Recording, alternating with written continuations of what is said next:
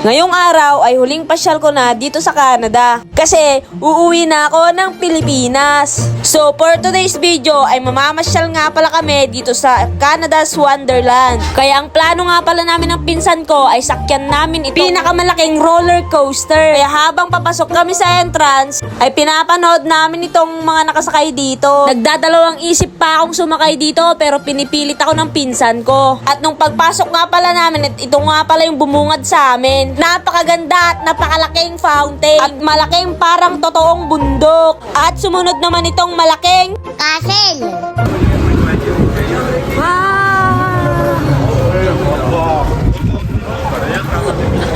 So dito na banda ay naglalakad na nga pala kami para pumunta sa entrance ng malaking roller coaster.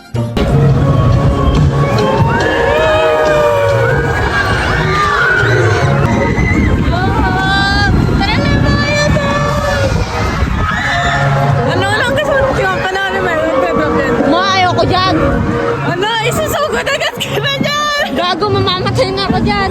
Hindi! Yung ganun palang nakaliit-lit. Oh, di ko na kaya. Hindi mo.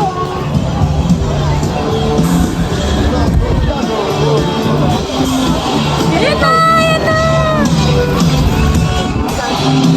Ayan o. Tignan niyo yun.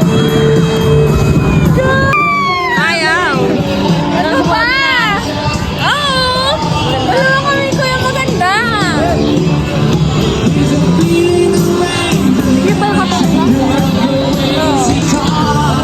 Dito na banda nga pala guys ay pinipilit ako ng pinsan ko. Hanggang sa napilit niya rin pala akong sumakay dito. Pagkatapos na nga pala nun guys ay nagpipila na nga pala kami dito. At pagkatapos nga pala na magpila guys ay dito nga pala na banda ay malapit na nga pala kaming sumakay. At nung malapit na nga pala kaming sumakay guys ay dito nga pala ay kinakabahan ako habang pinapanood ko tong mga nakasakay dito. Kasi kung makikita nyo nga naman ay napakataas at nakakatakot sumakay dito.